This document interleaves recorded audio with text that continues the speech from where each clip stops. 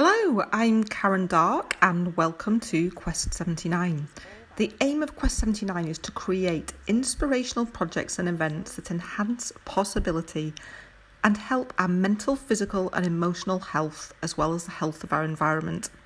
People around the world are creating their own unique inspirational challenges, all connected to the number 79, the atomic number of gold.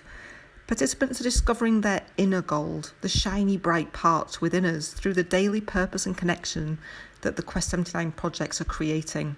Positive waves are spreading like a good virus from the personal level into local communities and expanding positivity and possibility in a ripple effect.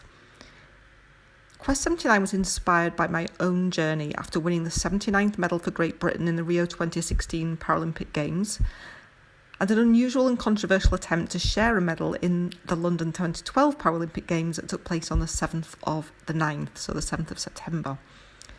I was also a gold geologist prior to being an athlete, and 79 is the atomic number of gold. So these short podcasts are to introduce you to incredible inner gold guides, people around the world who are giving their time and energy to help you find more of your inner gold.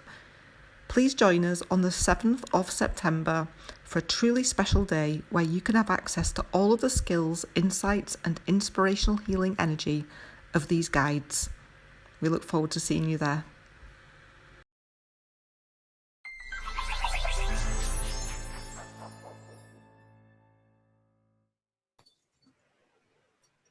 Hello, I'm Karen Dark. I'm the founder of Quest 79 and I have with me Rachel Earing, who is a long lost childhood friend that we recently connected and an energy therapist and also working with Quest 79. And we're very, very honoured to be joined by Tal Ben Shahar, who is a writer and thought leader in positive psychology and particularly around happiness, and the creator of what was one of Harvard's most popular courses on happiness. And Tal, we're so grateful for you being here. Thank you so much. And yeah, absolutely sure that those that are going to listen are going to get some wonderful insights. So we're recording this for this special day of the 7th of the 9th. And we really thank you for being, we're calling you one of our inner gold guides because you're bringing value to people to find some of that goodness that we all perhaps seek and often find within us, but sometimes need some help to find that. So maybe you can explain a little bit more about your connection with happiness, how you got interested in the science of happiness and what led you into this area of specialism. Sure. So thank you for having me here. I love your 7-9 initiative. What got me interested in happiness was actually my own unhappiness. So I was so relate to that. an undergraduate. Yeah, you know, very often, and especially among psychologists, but not only, we study our pain points. We pursue, you know, our pain points. So that was a pain point for me, and especially given the fact that I didn't understand it. You know, I was an undergraduate at Harvard studying computer science. I was doing very well academically. I was doing very well in athletics. I played squash. I was doing quite well socially. So, you know, I had an amazing, you know, summer job lined up and post-university job lined up. Everything was great. You know, I checked all the boxes. Everything was great externally. Internally, things were not going well. Yeah. And I remember one very cold Boston morning, and those Boston mornings know how to be cold. I woke up, went to my academic advisor and told her that I'm switching majors. And she said, what to? And I said, well, I'm leaving computer science, moving over to philosophy and psychology. And she said, why? And I said, because I have two questions. First question, why aren't I happy? Second question, how can I become happier?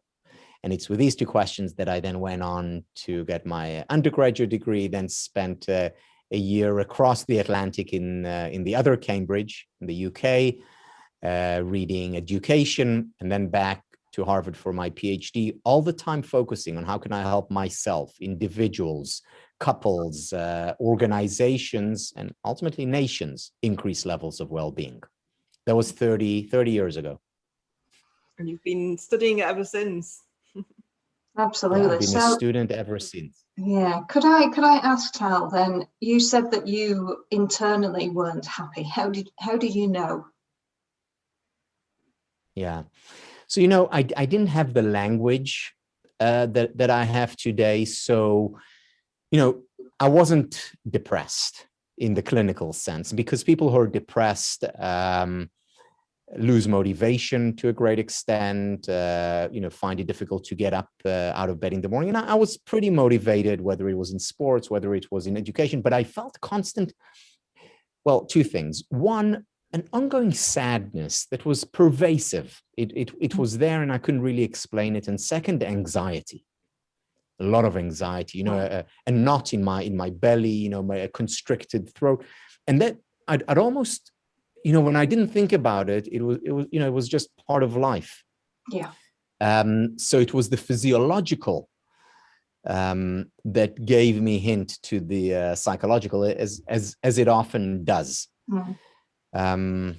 So yeah, so as you know, the Chinese would say that the qi wasn't flowing freely through my system. So what were your findings from that physical sensations through to the logic that you've now been able to put towards happiness? How was that transition for you? Yeah, so first of all, you know, one thing that became very clear to me, and I think it's clear to many, is the connection between mind and body. You know, what we think affects what we feel affects what we think, our body affects our mind. And I don't even know if we can talk about mind and body. It's one system. So they're connected. And I think the most important thing that I learned is to listen. You know, there's a lot of research on the importance of listening to others. It's no less important to listen to our internal voices. And very often, we don't listen to them. Why? Because there is so much noise out there. And the noise can be, you know, literally, you know, noise, whether it's blaring music or people talking, or whether it's the noise of expectations that is very loud and clear, you know, what people want from us, what society expects from us. And, you know, I listened to those voices. As I said, I checked those boxes, but I wasn't listening to the internal voice that was saying very, very different things, you know, saying that I need very, very different things. And when I started to adhere to that voice more, that made and continues to make a big difference. I had a very powerful experience of that in the last week or so, Tal. I've been training for the Tokyo Paralympic Games, and I think I was imagining that it wouldn't happen or the races would be cancelled. And when I found out that the first race was going ahead, now I look back, I realized that every morning I wasn't as motivated as normal to get up. I had this kind of mild sadness, depression thing that was starting to seep in. I went to the race and I did it. It was a highly stressful weekend. And I took the decision when I was there, against all the external noise and opinions, to not do the second race and to decide to retire from a high performance sport. And everyone's been concerned about how I'm going to be feeling. And I can honestly say that I've been dancing around my living room and something inside me, and I'm waking up full of energy and sort of joie de vivre for the world. So listening is not easy, is it? Sometimes, like you said, that noise of expectation from ourselves as well as from others can be really challenging. Yeah, you know, one of the exercises that I first did myself, and now I do it with my students, is what I've come to call the spell of anonymity exercise, and here it is. So imagine that a spell of anonymity has been cast on you. From now on, and for the rest of your life, no one will know what you do. No one will know about the amazing feats that you accomplish. No one will know about the wonderful things that you do for others. No one will know about how much money you make or how many medals you win. No one but you alone will know. In such a world of anonymity, what would you do? Nice. Now, this is a very important. it's an important question, not because the answer to it is what we should do. You know, we do live in a world where people know what we do and we care about what they do, and that's okay. But it's important because it helps us raise our levels of awareness about what it is that we really, really want to do with our life. And sometimes, just sometimes, it may actually change the trajectory, the path that we embark on. And it's a question that's important to do periodically, and especially during periods of transition or periods of dis-ease. Again, our bodies talk to us all the time. Yes. I think I sense one of the challenges, this has been one of my challenges in life, is not knowing how to listen to my body. I've learned now, but it's taken me a very long time. And that intuitive sense that we have, sometimes we don't know how to hear it because we've never really learned. It's not part of our culture to do that, I think. Or education. No. Yeah, and it is education, I think, isn't it? Because as you say, Karen, you know, I know you've been in several situations where you have perhaps not wanted to listen to your body. And we override it with our thoughts of what we just want to do to prove ourselves. And it is usually to prove ourselves to others that we are good enough, enough to do all of these things. That's exactly why I'm paralyzed. Everything in my body was screaming at me, this is too difficult, go down. And my head was going, no, I'm going to carry on climbing. And that's why I fell off and broke my back. So yeah, that ability to listen to ourselves is so important and interesting. It can be life-changing, can't it? Literally life-changing.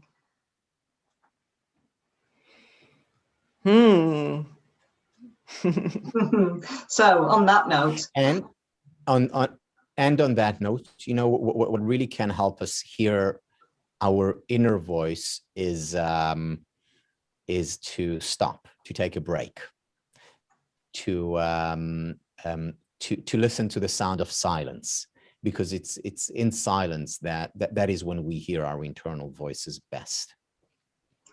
And hence that's why we had that pause then, because that was just perfect for you to go into, Tal. And I think the energies actually that play along with everything that we do sort of just hold us safe in that space. Actually, if we allow it to just happen, it very naturally just leads us to that next point of conversation, to that next point of listening to your body, to listening to that next thought that comes along.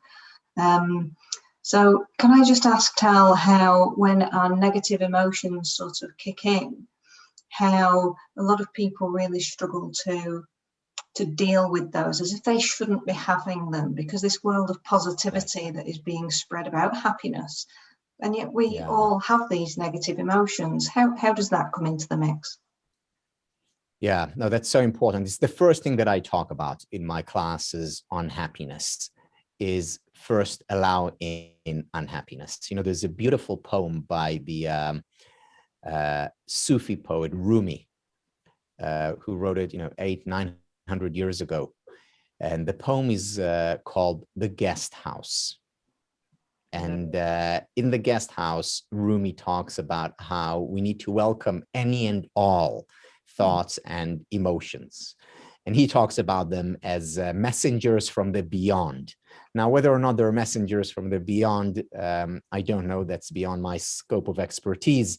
But what I do know is that it is important to welcome them in as guests, because when we reject painful emotions, they intensify, they grow stronger. They have a more of a grip on us, on our being.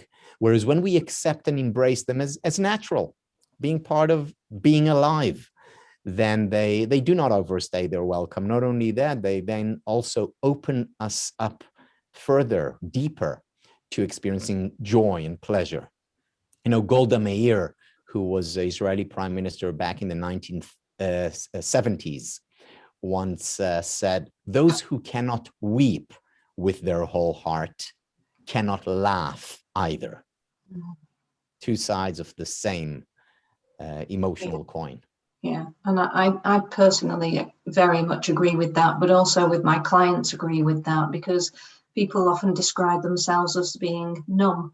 numb to feeling anything at all, and they have disassociated their head and their body so that they do not have to feel any physical sensations from their body to relate back to the brain, because of past trauma, which is, you know, very, very hard to let go of if it is still stuck inside our body and it hasn't had that time to release the cycle out into that new emotion of positivity. Because it is a cycle, isn't it? Would you agree, Tal? Yes, absolutely. And I think, you know, Rachel, what you're describing now is, yes, people who experience trauma, for instance, people who were abused, who lose, who learn to dissociate themselves because it was the only way they could survive.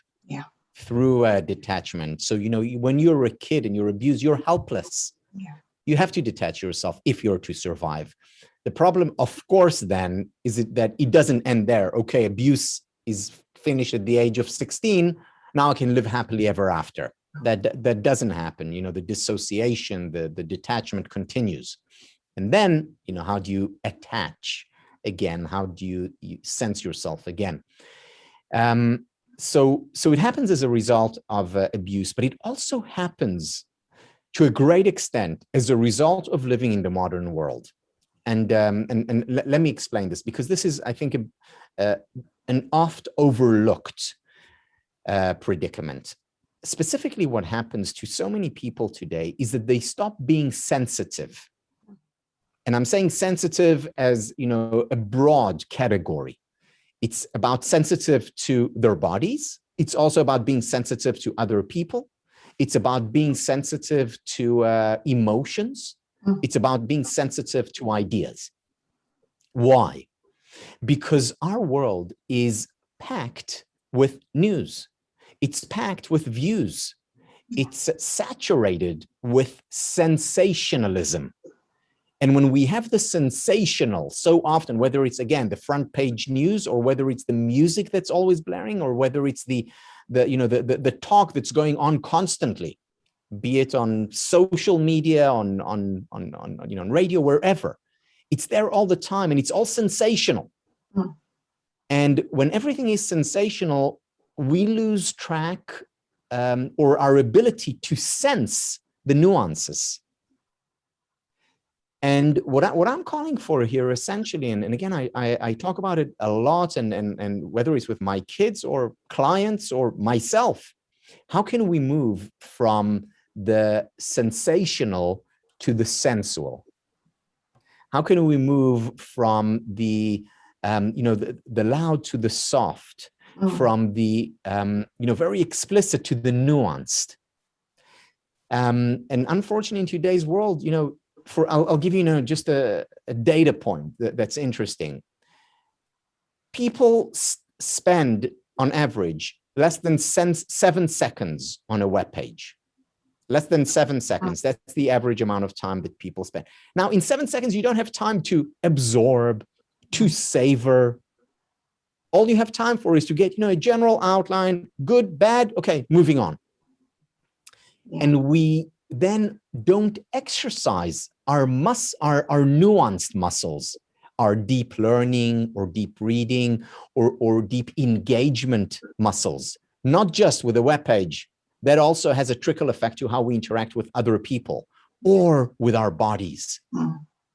It really does affect that intimacy, doesn't it? That intimacy of relationships with knowing your inner self, having a relationship with your partner, that intimacy with your kids, absolutely every aspect. Because if we don't go that little bit deeper, and it's surprising, well, actually it's not really, is it? Because I think quantum science is now showing us that going into that inner world is just as huge as the universe up there, which we've done more work on rather than our inner bodies, really. And I think the exciting part is the work and the research that is coming up about our inner self and the depth of understanding that we can go to with that is just phenomenal.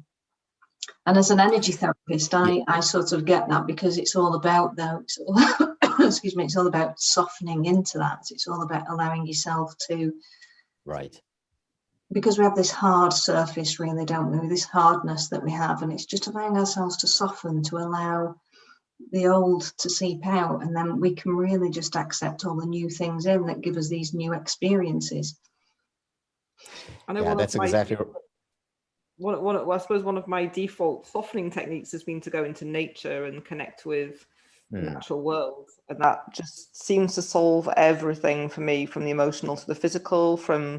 I've had very quite serious physical things like requiring an operation, go and spend a few weeks in nature and my body just heals and recovers. So I mean, I'm just interested in how you suggest to people to get from that sensory overload to the sensory connection. Like, if you have any strategy you suggest to people. Yeah, Karen, definitely one of them is going to nature. And this is not just, beyond the fact that I experience myself, we live in nature, and we lived in the city and we moved out to nature because I wanted that energy for our family. But there's also now a lot of research on the importance of spending time in nature for happiness, for well-being. So that's absolutely one. The other is meditation. I start, I have rituals that I go through each day. And, my first ritual upon, waking up in the morning is my meditation. And I go through 22 minutes of meditation, 22, why 22? Random. But 22 minutes of meditation, and I have a timer. And during those 20 minutes, I scan my body. That's the kind of meditation that I do. And I scan every part of my body. And for example, I start with the hands because they're in many ways the low-hanging fruits. Because even now, if you take just 20 seconds to close your eyes and to really focus on your fingers, you're likely to be able to feel tingling there. And even if it is a little bit of tingling, that's energy. What you're feeling is energy. And then I go, up the hands, and then, to the face. And then I focus on my, my nose, and just feel just tingling. And maybe you can even feel the pulse in your nose. But this is about becoming sensual, sensing the inner energies. And then, go through the entire body, and, ending with the feet, where you also can often experience a lot of energy. And by the end of it, my body is pulsing, I'm feeling it. And then my second ritual for the day is expressing gratitude. First of all, gratitude for being up, gratitude for the miraculous world, gratitude for family, for friends, for the water that I'm about to drink. Albert Einstein purportedly remarked, I'm not sure it was him, but purportedly remarked that there are only two ways to live our life. One way to live our life is as if nothing is a miracle. The other is as if everything is a miracle. And if you think about it, everything really is a miracle. And we need to just connect to it, whether it's our internal miracle, and the external miracle, that are actually one. I have a little acronym for gratitude that I invented to help people if they were struggling to think of things they were grateful for, and it's just SMILE. So the S is sleep, not just to be grateful for sleep, but before you go to sleep, it's a perfect time just to remind your brain of the things that were really special in the day to help you have a good sleep. One of them's a movement, because we can take our body for granted, can't we, until we get an injury and we suddenly realize how fine-tuned and incredible our body is. One of them's inspiration. So, there's people around us all the time that are doing such inspiring things, and sometimes we don't notice them. The L is for landscapes, and the E is for exchanges, so that, there's exchanges of kindness. And I don't know if it's helpful, but for people listening to this, but I think it's quite nice sometimes when you're struggling to see the good in a day, just to perhaps use that. Yeah. And if you can't at a specific point connect to all, you'll definitely be able to connect to, at least one or two. It reminds me when you say the last one is exchange. give, be generous, kind.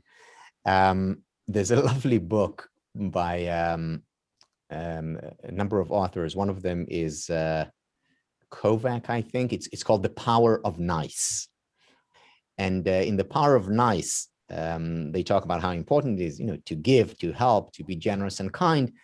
And they say, it's the nice is the most powerful four-letter word we know of. It can really help you, and it's a lot cheaper than therapy. So I like that one. But then we'd be out of a job. It's not either or. We can be nice and we enjoy can, therapy. absolutely. Well, we've been lucky to have some conversations. Well, we're having conversations with people in Bhutan. We're planning a journey there, and obviously, well, you probably know that Bhutan is they make decisions based on gross national happiness rather than product. And one of the things that came out of the conversation is, just the things we're talking about, how through ritual and culture in Bhutan, the connection to landscape and nature is so much stronger. They have this concept of compassionate conservation, but also as part of, in most houses will have a room in the house where you go and you feel grateful and thankful and just take time out for that silence. And it feels to me like sometimes our faster, I don't know what we call them anymore, whether we still call our countries developed countries, and much, I feel like the things should switch up, and we're actually underdeveloped because we've lost the ability to really connect with these really important elements. But I know you've talked about like your acronym SPIRE. Can you just explain a little bit more about that? Sure. Yes. So the acronym SPIRE, I love acronyms, by the way. That's why I so appreciated SMILE, Karen. Thank you. Another one to the collection.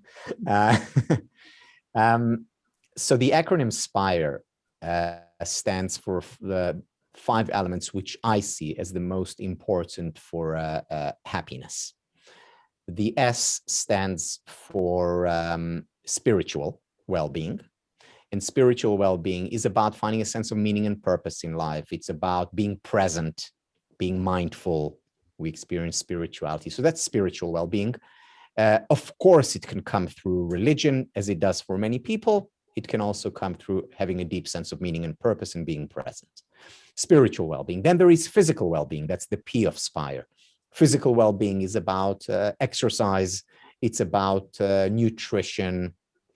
It's about sleep or recovery, and it's about touch. These are some of the elements that contribute to physical well-being. Then there is intellectual well-being.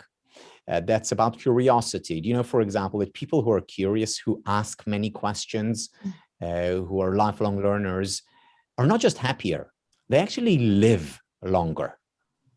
I find that mind-boggling, I must say. There's hope for us yet, Karen. Many more questions. We'll live into old age. So curiosity is part of intellectual well-being.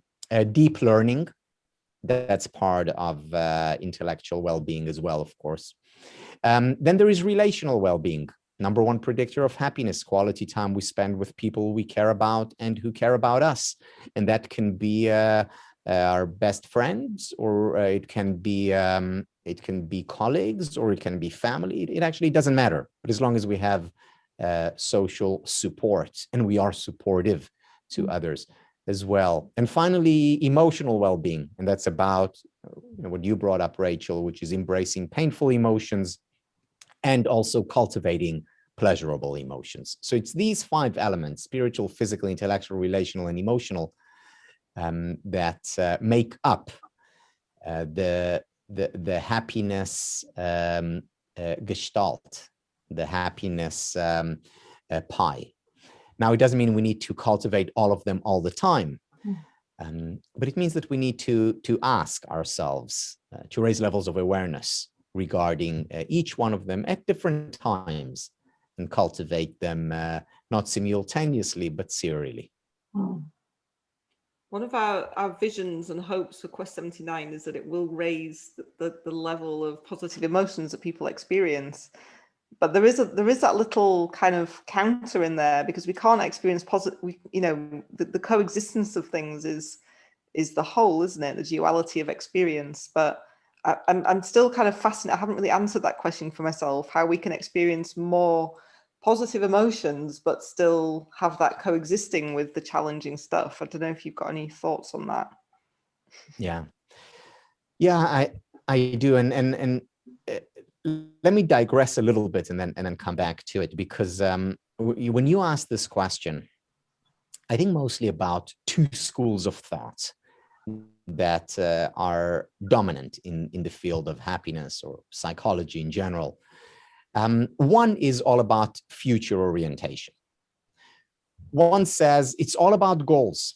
It's all about the objectives. It's all about the dreams that you set, that excite you, the things that you want to achieve in life. And achieving them, that is becoming happy. That is the culmination. In other words, that's the school of success equals happiness. Mostly, not only, but mostly associated historically, at least, with the West. It's about setting goals. It's about moving forward. It's about achieving. That's what happiness is all about. That's how most parents raise their children.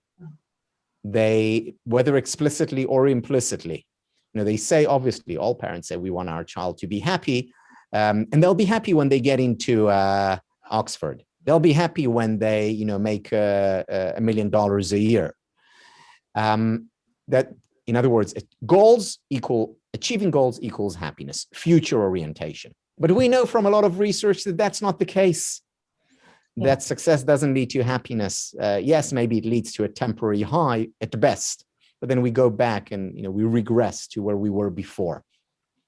And then we have the opposite school that says, no, it's all about the present, not about the future. It's all about learning to be in the here and now, because there is no other time. The past is gone, the future is not yet here. Live the moment, live the present. That's why it's called the present. It's the gift.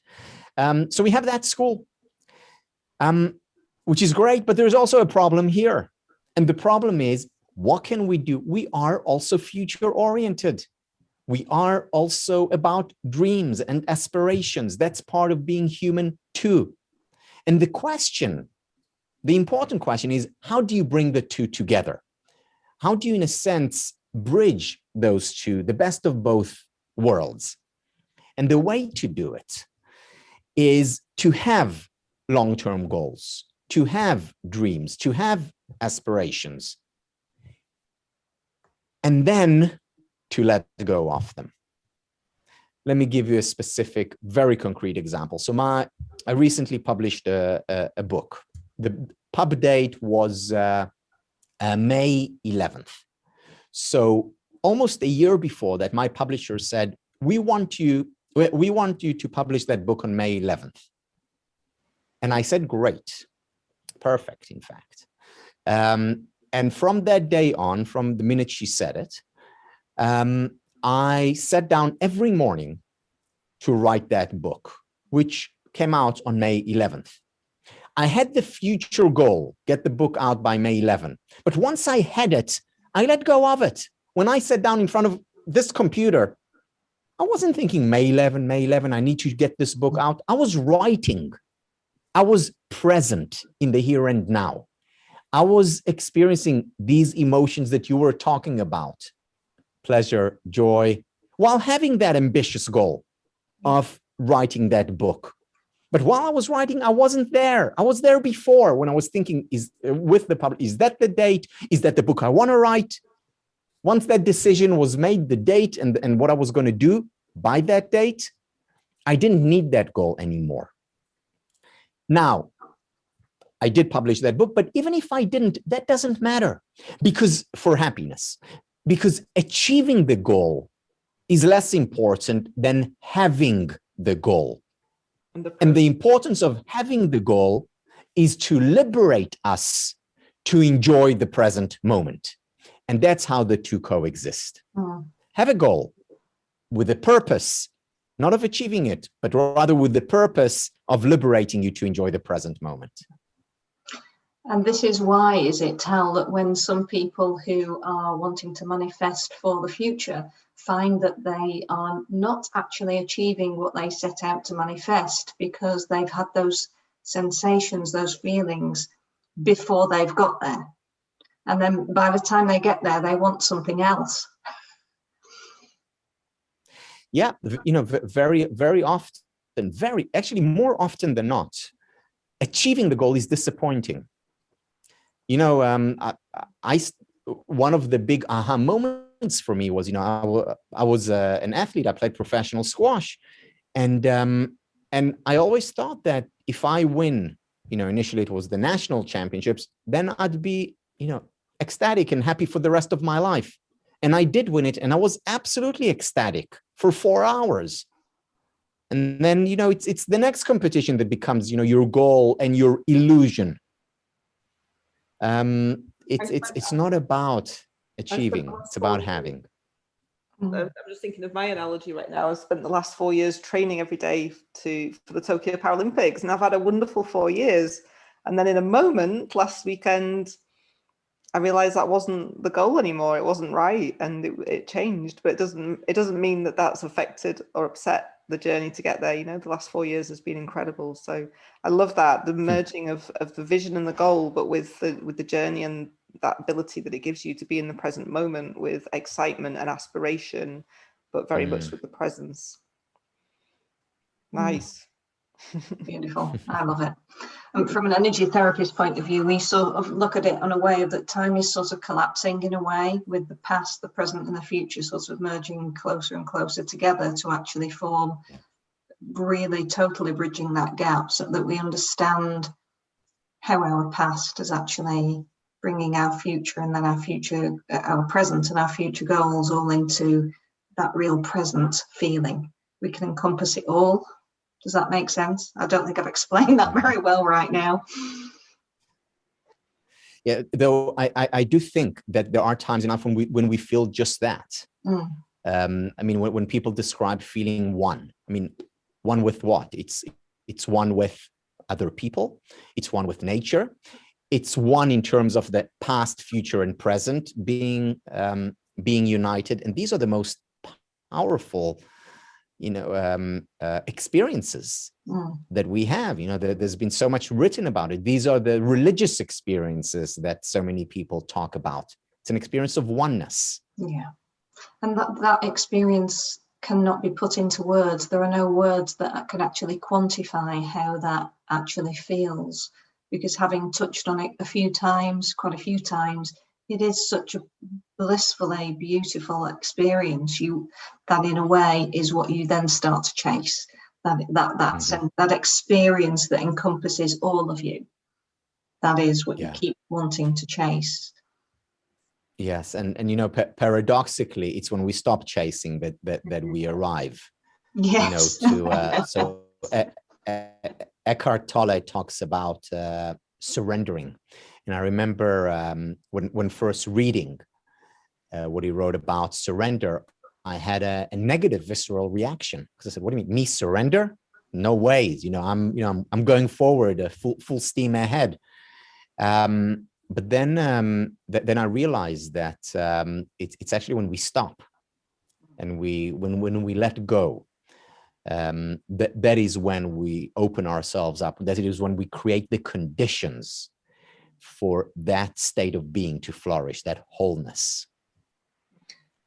So I'm just thinking, probably coming towards the end of our conversation, but some things that people can practically consider doing to really help increase over time to develop a higher emotional set point around happiness. So we've talked about spending time in nature and the spire, the spiritual, physical, intellectual, relational, and emotional, time outdoors, time being still and meditating. Do you think this is the recipe basically, and we need to, ideally we need to just keep an eye on what we're doing in all those areas and keep striving to make improvements? Yes, exactly that. And what we need to focus on are small changes. I don't necessarily, yes, sometimes we need radical transformation, and sometimes life throws, radical transformations at us. But in general, most lasting change is about gradual, consistent change. So, you know, it's a lot better if you want to start meditating to meditate 5 minutes a day than just once go on a, you know, 10-day meditation retreat. Now, if you go on a 10-day meditation retreat, great, as long as you continue after. So, you know, the small changes, you know, committing, for example, to taking 3 deep breaths 3 times a day. You know, 3 deep breaths, that's, you know, 30 to 40 seconds. But to do it consistently 3 times, and if you do it consistently, that makes a difference. That can affect us, our psychological and physiological well-being. Or another, you know, small change in our relationship. Just commit to extra acts of kindness, 2 extra acts of kindness a day. In the context of my relationship or in the context of, you know, strangers, it doesn't matter. But these small changes can make a big difference if we do them consistently. So the key is consistency. Now, each one of the SPIRE elements can give us hints or pathways to higher levels of happiness. So when we talk spiritual well-being, again, it's the meditation, or it's being more aware of what is meaningful that I'm already doing in my life. Because, you know, I can be working and doing great things for other people, but not be conscious of it, not be aware of it. And that will not contribute to my spiritual well-being. So becoming more aware of it. In terms of physical well-being, yeah, exercise a little bit more regularly. Intellectual well-being, you know, spend, you know, half hour extra or 2 hours extra a week learning something new. Relational well-being, it's the acts of kindness or spend more quality time, you know, single tasking rather than multitasking with other people. And emotional well-being, you know, keep a journal, write about painful emotions, express gratitude on a regular basis, dance, that brings a lot of joy. You know, Abraham Maslow talked about the 2 primary or the 2 best ways of achieving a peak experience: dance and music. And if they go hand in hand, which they usually do, it's a win-win. Beautiful. I'd agree with that. Me too. Really beautiful. Well, Tal, thank you so much for sharing all of your wisdom and knowledge and insights, and just for being here and contributing to what we hope is going to be a really special, not just a special day, but something that will continue, that people will have access to in the future, and just to spread this knowledge as widely as possible around the world to inspire people to take those small steps. Thank you. Thank you so much. Thank you very much. Thank you.